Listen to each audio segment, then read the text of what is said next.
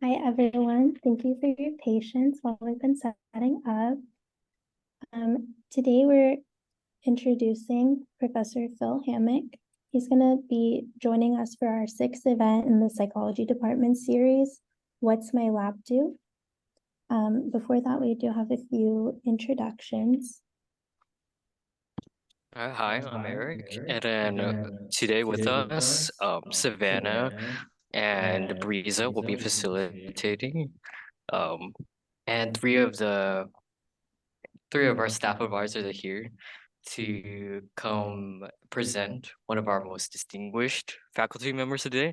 Yep, yep, Professor Epic. Before we get started, we wanted to go over a few things of what the peer advisors do at the psychology department.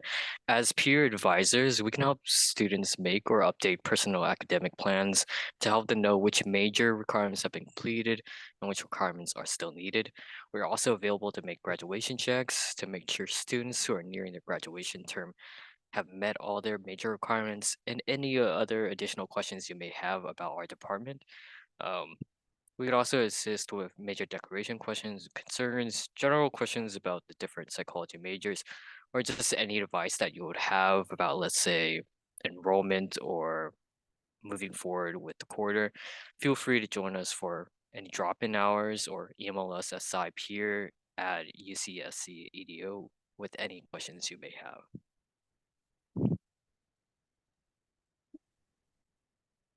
Yeah, and then moving on, if we could give a warm introduction to Professor Phil Hammack. He's joined us today to discuss what it's like to be part of a research lab and his work with the Sexual and Gender Diversity Lab at UCSC. So thank you so much for joining us today, and we're all excited to learn more about your work.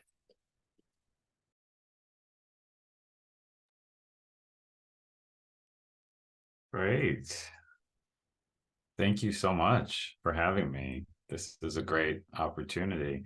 Let me share my screen. So I have some slides too. And I think, Savannah, is it right that I'll kind of go through mine and then we'll have some time, hopefully, for Q&A? Does that sound about right? Okay. Yeah. Thank you. Okay, just checking. Nice to see some familiar faces too. Okay, let's see here.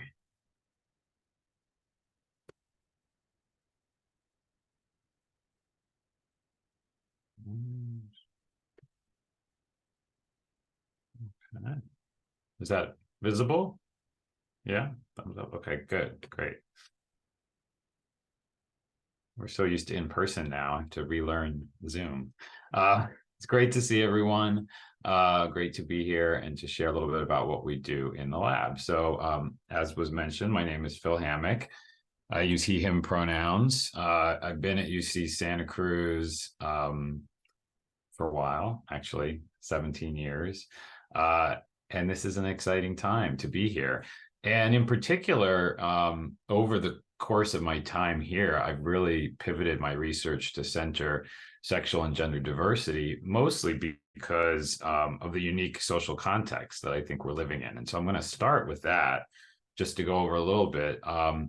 The basic premise that I and people in my lab operate from is that we're in a specific historical moment with regard to sexual and gender diversity. And there are basically unparalleled opportunities now for people to be authentic in their sexuality and gender in ways that were really not possible in the 20th century, or that were extremely challenging.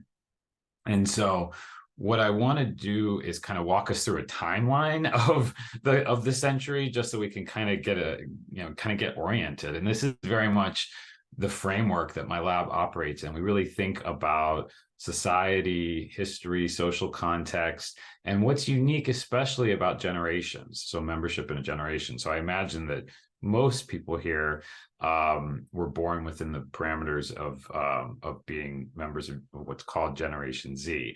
And these things are useful for us as psychologists, I think, to really understand differences in experience. So let's do a little timeline. I just made this, little timeline basically about the story of our century. And so Starting kind of on the legal front, I put some stuff up here.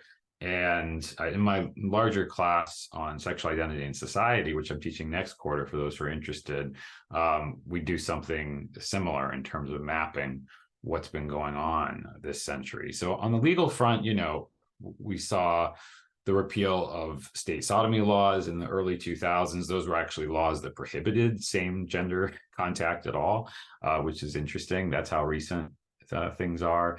And then things like marriage equality movement, which, you know, many of you might have been sort of in the background or foreground of your childhood and adolescence, depending on where you grew up. And then around 20, so the sort of whole marriage equality movement is kind of going all the way up to 2015 when we have the Supreme Court decision, as well as the first Gallup poll in 2015 showing that a majority of Americans actually supported marriage equality. So this was kind of going on legally. And then more recently, we have a lot of legislation that's very anti-trans. And so this has really changed the kind of cultural framework. And on the cultural visibility front, really what we've seen this century is a huge uptick in trans visibility and civil rights. Although considerable amount of obviously public transphobia remains on such issues as bathrooms, sports, military service, etc. We also saw a rise in uptick in visibility for forms of diversity like asexuality. I put some things here kind of representing asexuality, pansexuality, polyamory, and kink. The words pansexual and polyamory weren't even really in the Oxford English Dictionary, which is sort of the authoritative text on these things, until around 2005 and 2006. So, you know, all this is to say, like, this is what's been going on this century, is really an increased understanding of sexual and gender diversity. And on the scholarly and scientific side, I just put up a few kind of more scholarly books that came out in the early part of the century. We shifted away from, when I was younger, what was really an obsessive focus on like the causes of sexual and gender diversity, which was really the causes of homosexuality, was sort of the obsession, toward a more documentary approach, which is really the approach that my lab takes. So this is an approach that's really concerned with the experience and meaning making of those who are diverse in gender or sexuality. And then, of course, we've had a really nice rise in visibility for non-binary gender, as well as shifts in language, such as the recognition of they, them as a singular gender pronoun, which happened in the Merriam-Webster dictionary, which was great. And of course, we've also seen shifts in cultural change in women's empowerment with things like the Me Too movement, you know, challenging those historic gender oppressive dynamics. So that's been important too. Now, there's at least, you know, 3 very key events that I've not included in this timeline. Most recently, COVID-19, for sure. It's something that many of us would, you know, love to sort of forget, but it is a reality that happened, and it created for a few years there an interesting opportunity for people to sort of pause and kind of reflect on their gender and sexuality.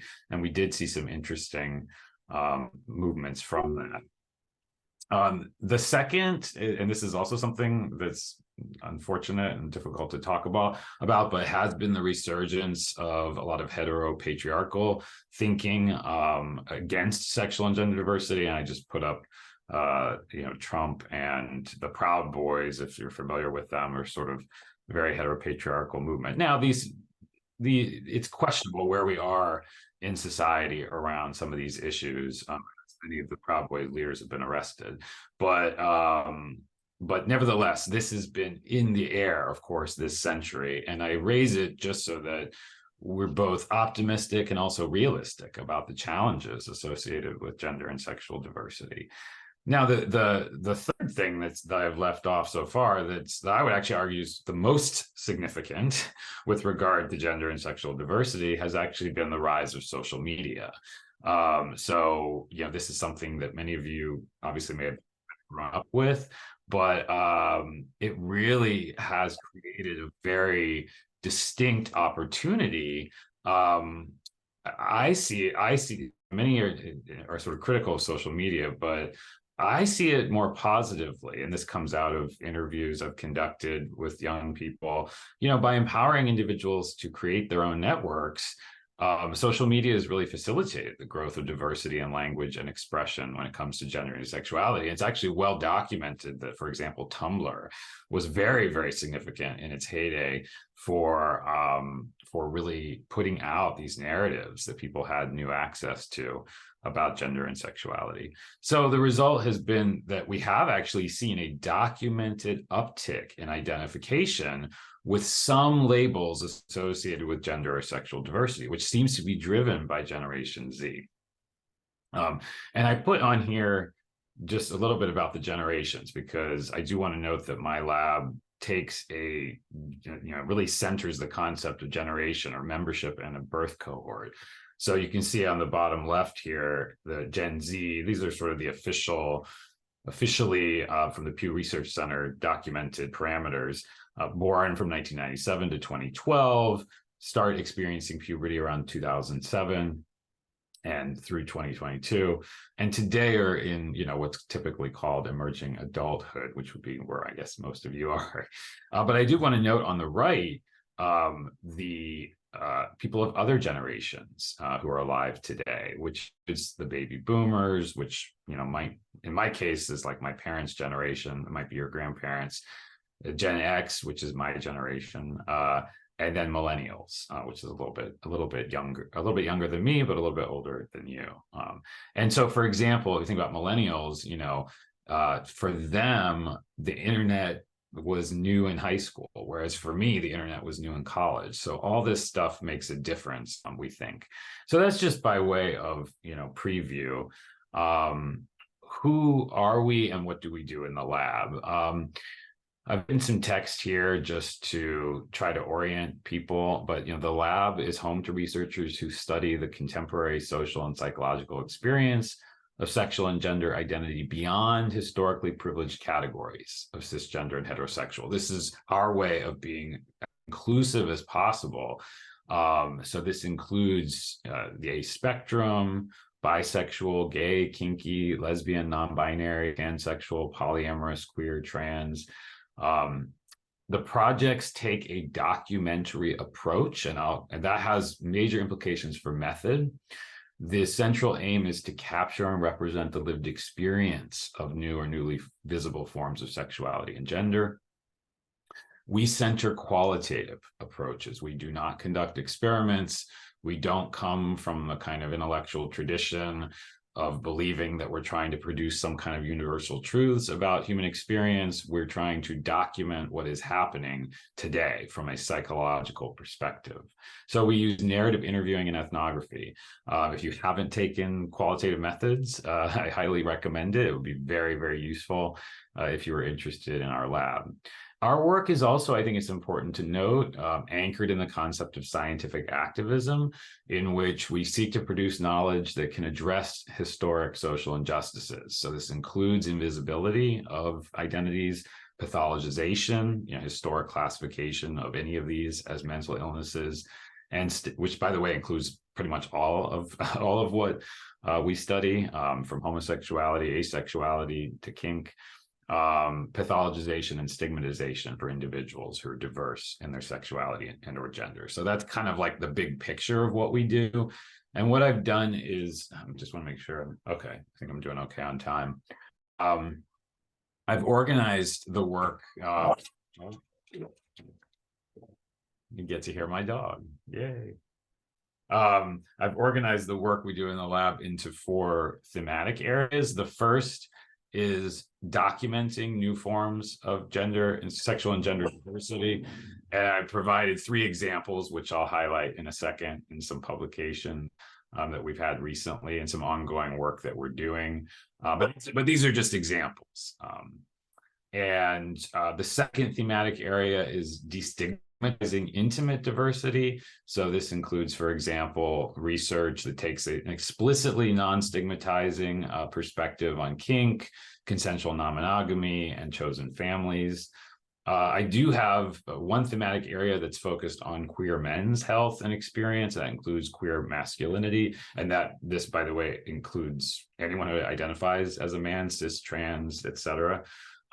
Sexual health and subcultures, and stigma and mental health.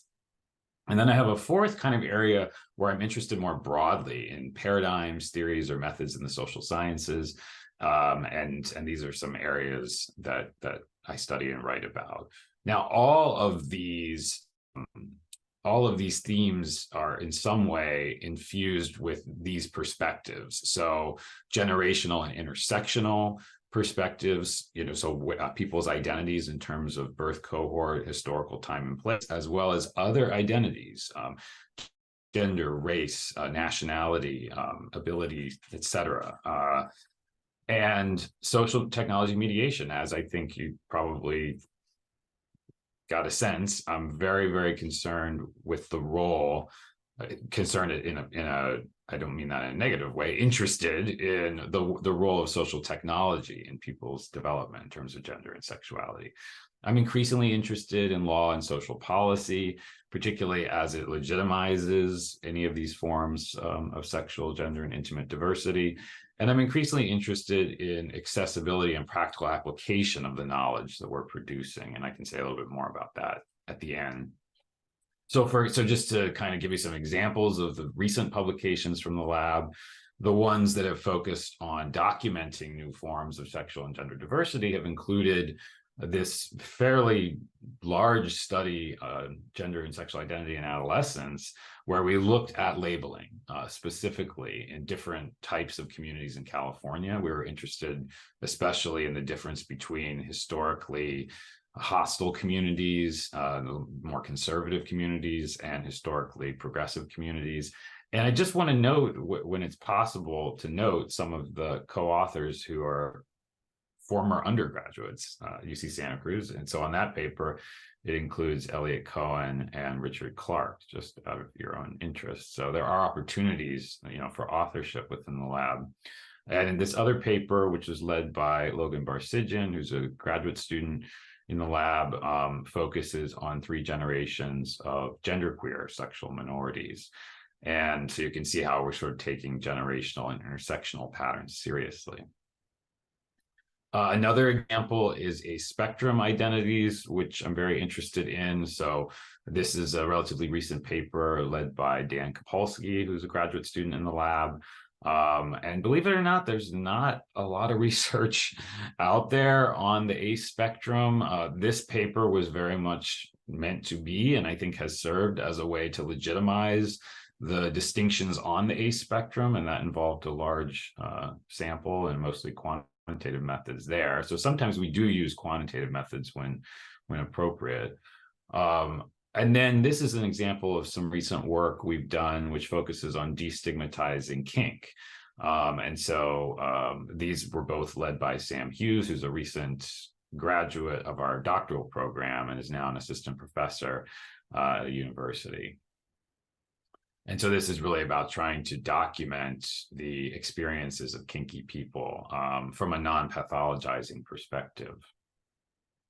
Another good example is consensual non-monogamy, and this is actually hot off the press, just published a few weeks ago in Sexualities. And this was a project, again, led by Dan Kopolsky, where we looked at, conducted interviews over Zoom with people practicing consensual non-monogamy during COVID-19 and what some of the challenges and opportunities were. And we had some interesting findings there about some skills that people who practice consensual non-monogamy sort of already had, which actually helped them quite a bit in navigating the pandemic.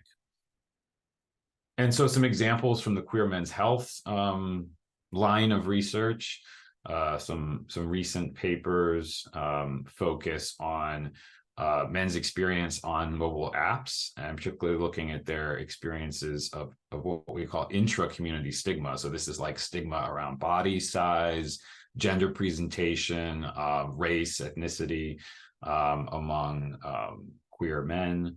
and another line of work focused on views of pre-exposure prophylaxis, which is HIV prevention method. And these are just some relatively recent work that takes that more kind of paradigmatic perspective, and in particular, the Queer Intimacies paper, which is kind of, as the students in my seminar know, is sort of like the anchoring paper for that class, where we go through different forms of intimate diversity. And then I have a relatively recent book on narrative analysis. So that's more of a methodological approach. And that really sums up our methodological strategy these days. So those are some examples. When I mentioned accessibility and practical application, I just wanted to mention that I'm working on it. It's not always the easiest thing, actually. It's not as easy as it maybe sounds, but I've got a small Psychology Today blog. I'm working on expanding that. And we have an upcoming TEDx. This is actually, I did the TEDx a few years ago, right? I guess it was right before the pandemic, but they're actually doing the first TEDx since then, soon. So I have a talk on YouTube about that. But let's get to the things. So that's all kind of, in some ways, background or kind of orienting for you, for those who might be interested in the lab. Let me get to new projects that we're starting, because I think this is where, if you're interested in joining the lab over the next year or so, this is really what's happening. Oh, there we go. Got some animation for you. Okay, this is kind of a new thematic area on queer health, identity development, and specifically narrative meaning making. And this is the Psychedelic Experience project. And what we're interested in here, this is a draft. By the way, the QR code doesn't work, so don't try to go into it yet. This study is about to be submitted to the IRB for approval. And what we're interested in specifically is what themes characterize the experience of psychedelic medicine in the narratives of members of Gen Z. Now, I went through that whole historical timeline, didn't mention anything about psychedelic medicine. The paradigm of treatment of a number of mental health challenges it really has shifted in some ways to at least one new form of treatment being increasingly well documented for its efficacy is being the use of psychedelic medicine. And this is kind of considered like a third wave or a third revolution in psychiatry in some ways, the sort of one revolution being kind of the discovery of psychotherapy as being effective, the second being the SSRIs of the late 20th century, which are kind of not quite as effective as they used to be, but and then this psychedelic medicine, which prior to its criminalization actually had been showing incredible success in treating a number of different conditions. But you might be wondering, what exactly is the connection to psychedelics and queer people? And this is where the narrative meaning making perspective comes in, because the way in which a lot of psychedelic medicine operates is that it shuts down the default network. Now, the default network in the brain is the narrative meaning making network. That is kind of the network that, sort of has developed that really is the way in which we navigate the world. And so one theory about the experience of queer people is that they really struggle psychologically because they've grown up and been socialized in a cisnormative, heteronormative, you name it, kind of normative society that has kind of, created a lot of challenges for that narrative meaning making network. And so one way to psychologically help queer people is to promote shifts in that narrative meaning making network towards kind of reframing normativity and really embracing queerness and challenging these ideas around cis het normativity. And so there's lots of different ways that can occur. I mean, in my case, it did happen with psychotherapy because that was sort of the thing that was most available when I was coming out, and was, you know, most widely considered at that point in the late 20th century. Psychology had shifted from an approach that actually made things worse for queer people to one that was affirming, with the depathologization of homosexuality and sexual diversity more broadly. And but there is this idea, but we don't know, you know, we know that psychedelic medicine has these effects. We know that it is effective, but there hasn't been research that's really done a deep dive on queer people's narrative experience. So what we're planning to do in the lab is to interview both queer and non-queer people, because we want to do some comparative work on narratives, and we want to look at similarities and differences in their narratives based on the setting in which they've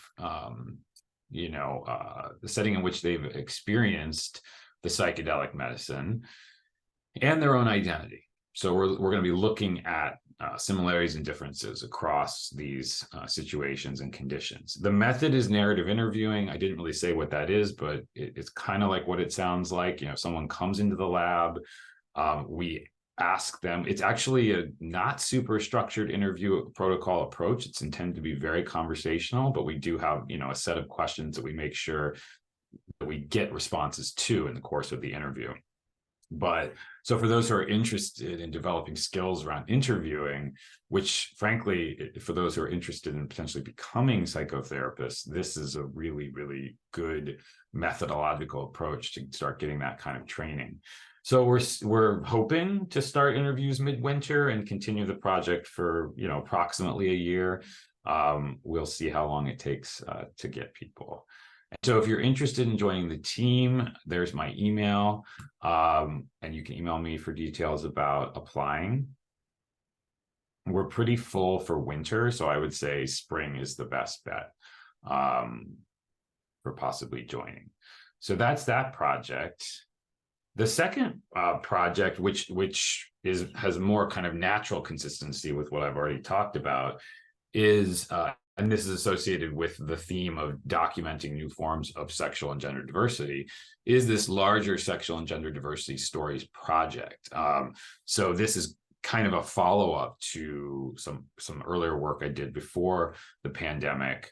And here, what we want to know, or, you know, what are some themes that characterize the identity development narratives of newer or more newly visible sexual and gender identity labels among members of Gen Z.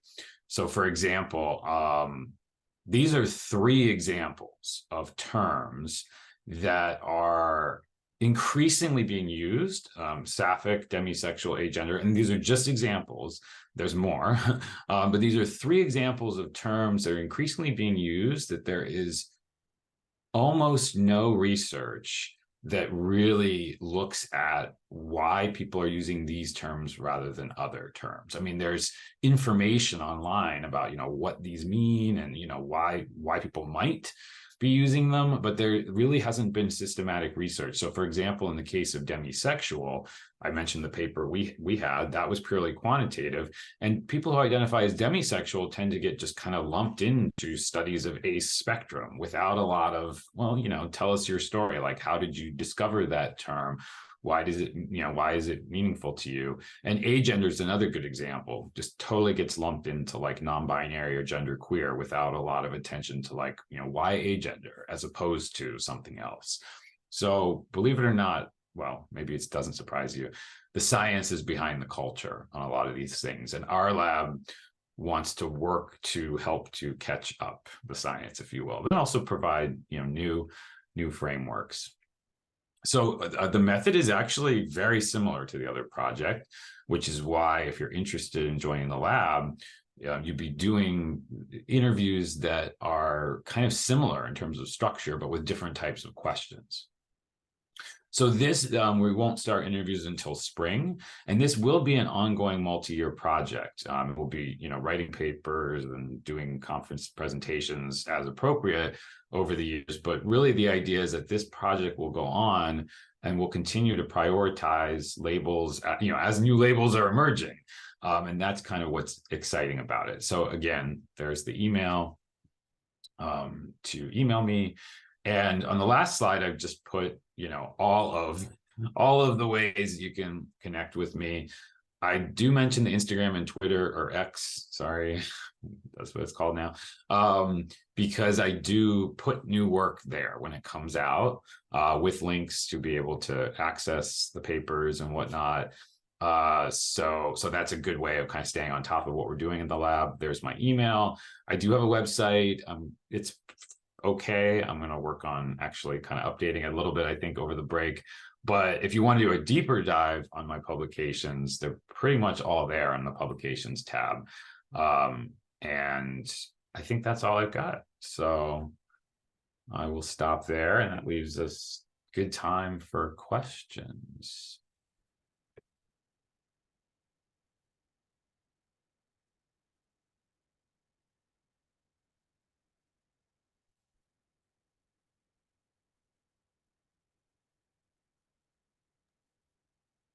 Thank you again, Professor Hammack, for your presentation. Like you said, we are going to open it up to any questions from anyone. If you want to raise your hand, unmute, or type it in the chat.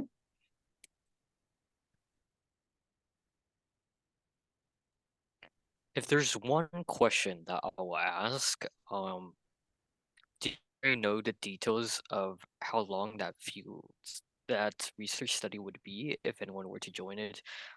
Would it be a 1 quarter or 2 quarter commitment, and what are the details Oh, surrounding that?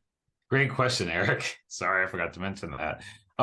It would be a minimum 2-quarter commitment, because it really takes, at least 1 quarter to get up and running on these things. So yeah, we would want 2 quarters. And if you're graduating, at the end of spring, I mean, still email me and let me know, and we can see if there's anything we can do, because I would obviously like people to get the experience if they can. So.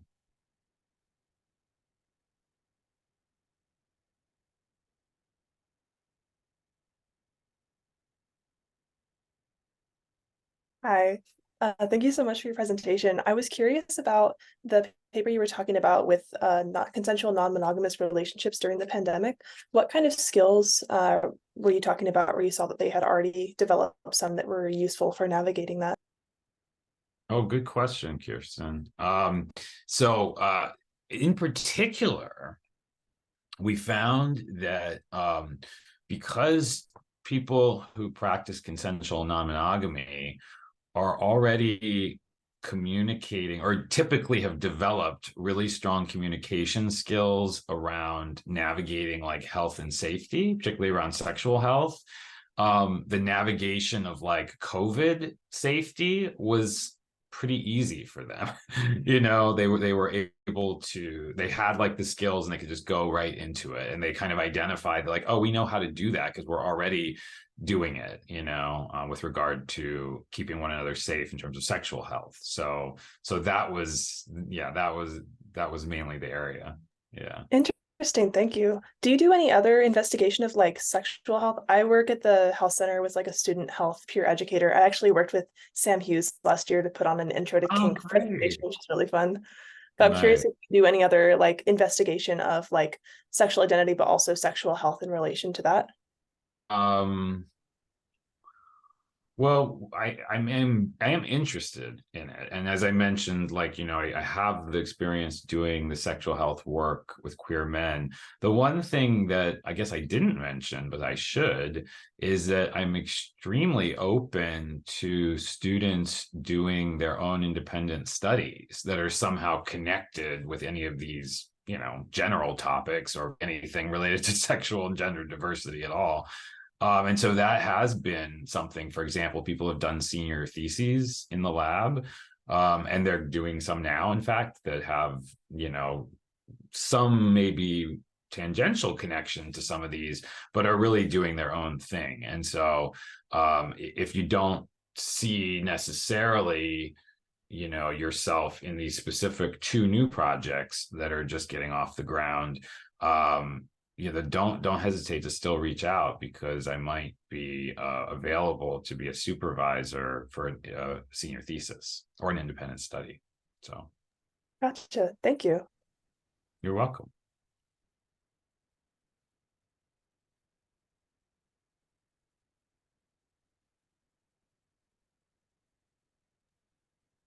Yeah, if nobody else has anything currently, I guess I was kind of curious of if you have any knowledge or I guess opinions on stigma like within these like specific demographics. So I guess one term that I'm like most curious about is like stigma from other people that are like a part of the LGBT community that kind of tend to be more, I don't want to say hate, but like tend to hate on like straight passing people, if that makes sense. Oh, interesting. Well, I think I am very interested in like intra-community stigma. And as I mentioned, I mean, I mostly studied it in terms of, the way in which um within the community, certain race, whether there's like racism, for example, within queer spaces and communities, or prejudice, usually in the opposite direction of what you're talking about. So sort of something like femphobia within queer men's communities and things like that. But I think that's really interesting that you're getting at, and it's a little, I am interested in it. I haven't really done research on it per se, but I have noticed it, which is like you kind of see people wanting to sort of create a specific boundary around queerness and what constitutes queerness. So, for example, I think what you were suggesting, like if you're like gender conforming or something, but you're, still identify as bi or gay or something, that you're sort of like not as queer, right? Like there's sort of like a boundary around queer. And I'm someone who is a big believer in the classic perspective of queer theory, which is like challenging all forms of normativity. So like, in other words, like we can't create new forms of normativity within queerness. That's actually antithetical to being queer, right? So it's like radical, it's kind of like radical, you have to sort of be radically accepting within queerness of the full spectrum, but something around gender conformity being a good example. So anyway, I think that's really interesting, but no, so I'm interested in it, but I haven't conducted research in it. And but I will say, yeah, there's this is where the intersectional approach is really important, and recognizing that queer, I'm a good example is like I avoid ever talking about queer community in the singular. It's queer communities, plural, that we constitute a really diverse set of communities within this broader umbrella. And it's really the persistence of normativity, especially like cis het normativity, that kind of, minoritizes or otherizes, if you will, queer people. So yeah, anyway, I think that's really interesting though. Yeah, thank you.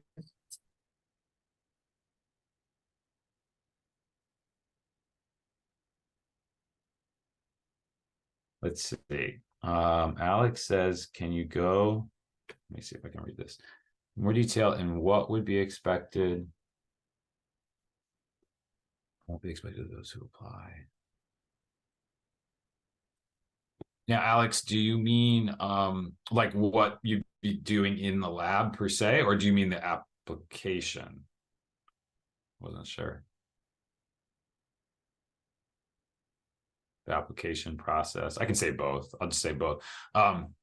The application process is pretty straightforward. It's just oh, okay, what would be doing in the lab? Well, I'll say quickly the application process, which would just be, to email me, a few sentences, three or so sentences, like why you care about this work, what is it that attracts you to the lab, and then an unofficial transcript is great. And then any skills that you might be bringing, like if you have interview skills already, that's just good to know.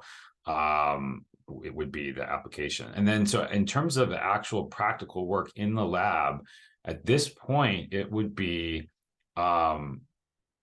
recruiting, helping us work with recruitment, which is mostly like social media, and also in person when there are opportunities for in-person advertising sort of for the studies. Since we are interested in members of Generation Z, and we are going to be starting by drawing from UC Santa Cruz, so that in some ways makes it a little easier in terms of the sampling process, recruitment process.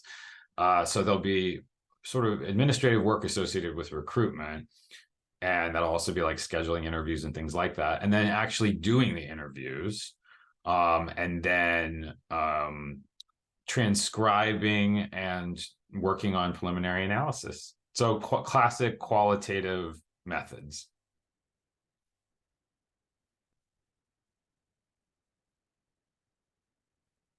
You're welcome.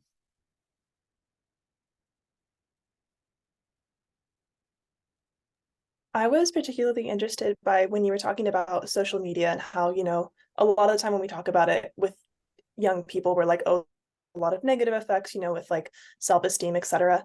I was wondering if you could speak to the range of effects that you've seen in like, sometimes there are positive things like you're able to explore your identity in different ways, or sometimes more negative things like too much, self-consciousness, or like all of the discourse that comes out, especially on platforms like Tumblr and Twitter. What's like the range of things that you've looked at there?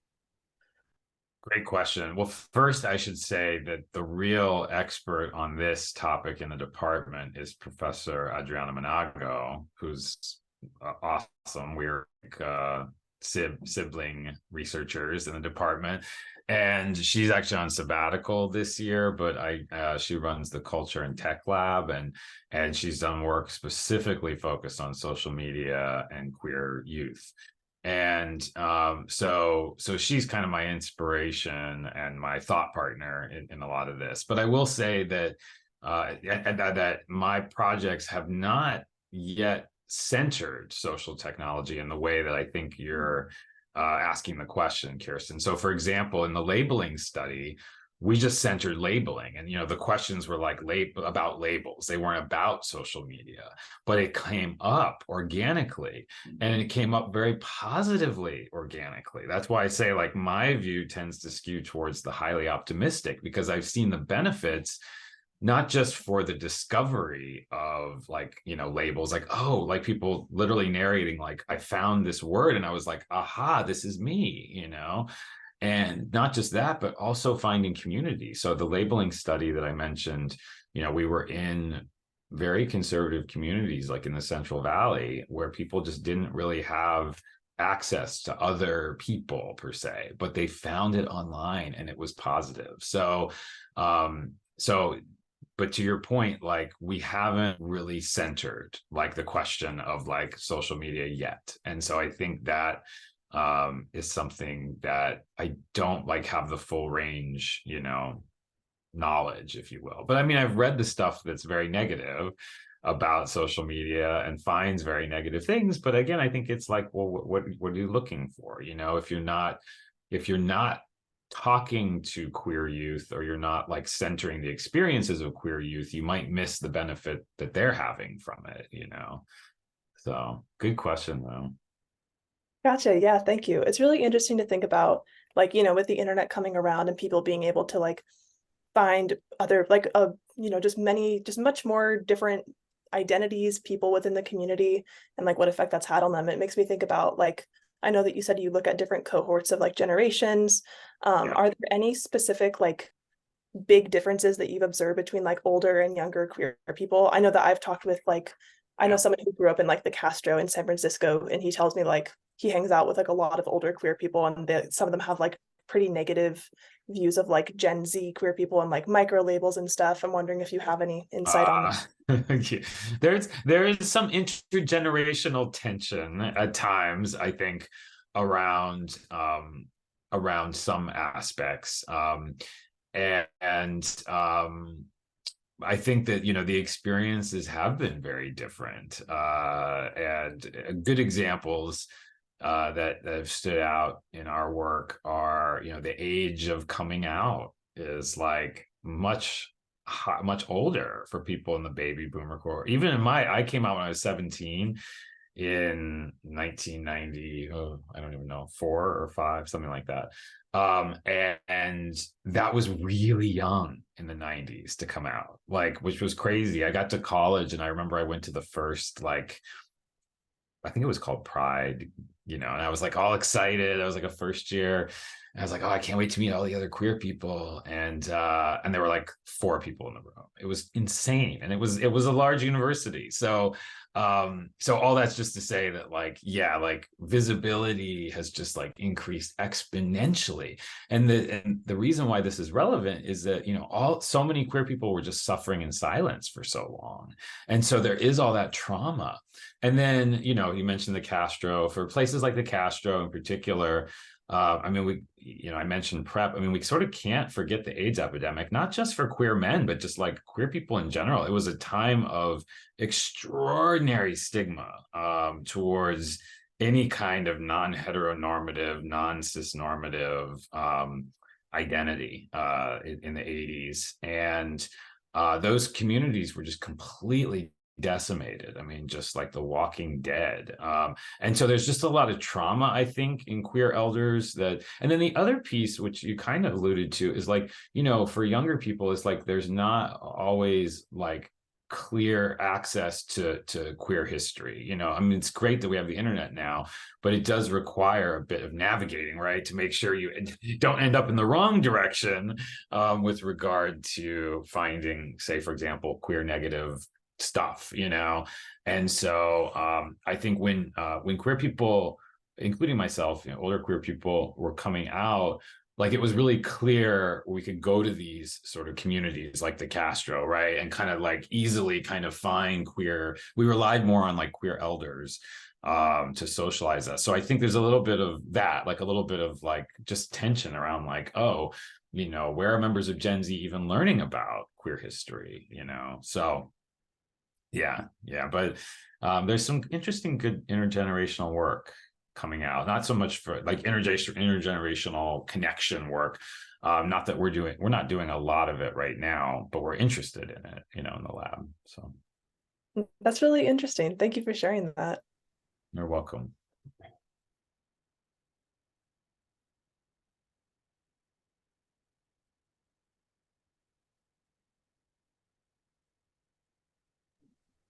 Yeah, I have another question, I guess. I am like kind of while you were talking about it, I noticed that like some of the major like areas that you look at include like kinks, asexuality, psychedelics, which obviously you talked about.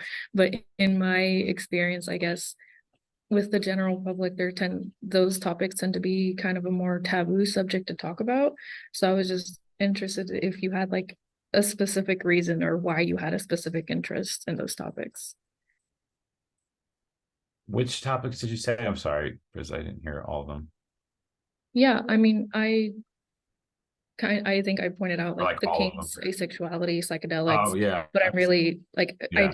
I noticed the general theme in your work Yeah. that they tend to be a little more of a taboo subject to talk about. Exactly. Well, and you really, I think, touched on something here, which is that I'm very committed and feel a sense of responsibility towards making these topics visible, because the stigma, the taboo associated with them is based on cultural bias. I mean, that's what it is.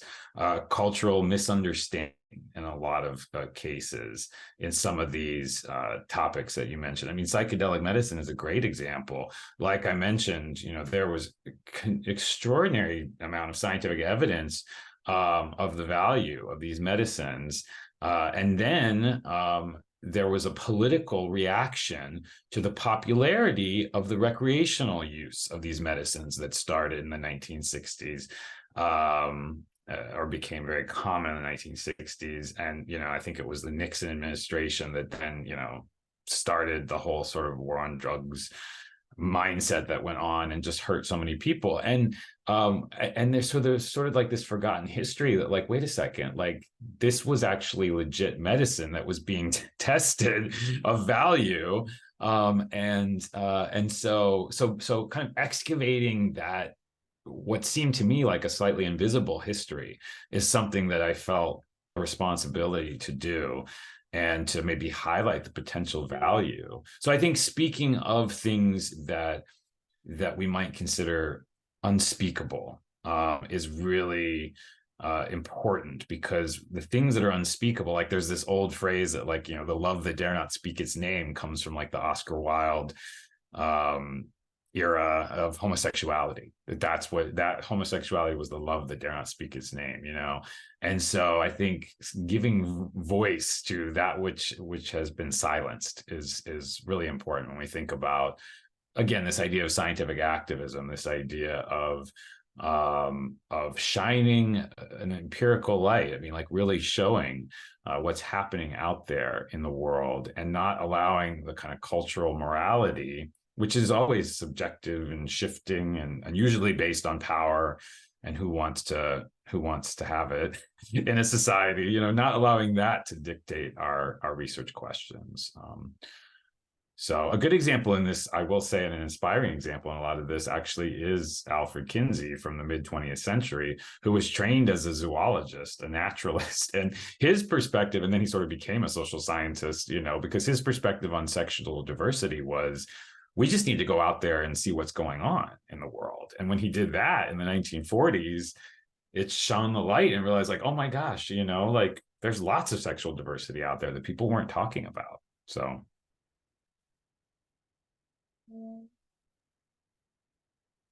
Yeah, thank you so much for answering that. I guess also just, we are gonna have to start wrapping up. And we, as the peer advisor, would just like to send a reminder that if you are interested in starting or furthering your journey in research, the psych department does post opportunities online, as well as on a bulletin board outside of the advising office on the second floor of social sciences too, if you ever want to stop by.